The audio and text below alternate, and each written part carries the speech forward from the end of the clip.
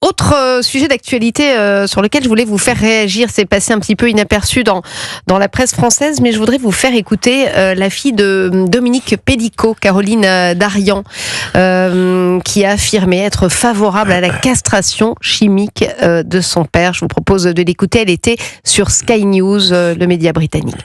Le gouvernement britannique envisage la castration chimique obligatoire. Ce sont donc des médicaments pour supprimer la libido sexuelle chez certains des criminels les plus dangereux. Êtes-vous d'accord avec cela ? Pour mon père, c'est probablement une partie de la solution.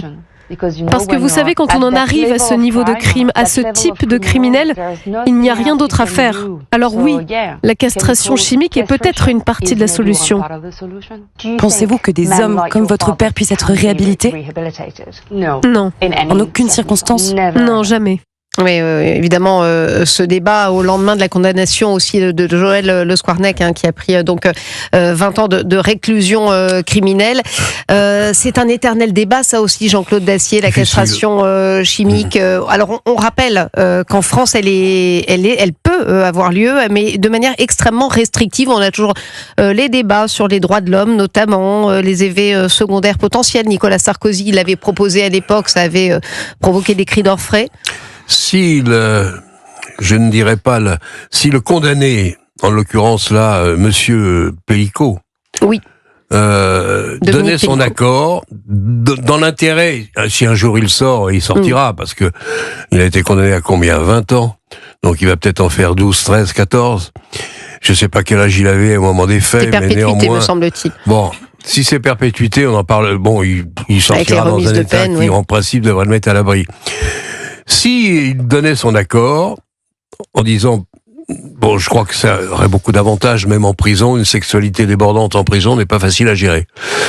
Donc, je pense que ça serait plus confortable de prendre une décision de cet ordre. Faire de la castration chimique contre l'avis de l'intéressé me paraît plus compliqué, quand même. Ah bon ? Je ne vous attendais pas là-dessus, mais effectivement, c'est le cas déjà en France. Avec le consentement, on peut le faire. Avec le consentement, oui. Mais vous ne seriez pas pour forcer, contraindre la personne. Caroline Darian le dit, mon père ne pourra jamais être réhabilité. Il n'y a rien d'autre à faire, dit-il Olivier d'Artigol. Je crois difficile de commenter ce sujet-là dans le cadre de cette affaire avec l'émetteur qui est la fille. Voilà, j'ai pas envie ni de lui donner raison, ni de lui donner tort. Au regard de l'expérience effroyable qu'a connue cette famille.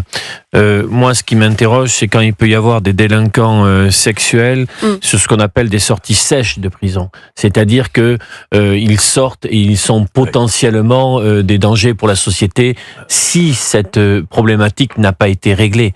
Mais là-dessus, je dois avouer que j'ai pas d'avis déterminé sur la question. En tout cas, certains pays comme États, plutôt comme la Californie, plutôt progressistes, ont rendu cette pratique obligatoire pour les récidivistes sexuels.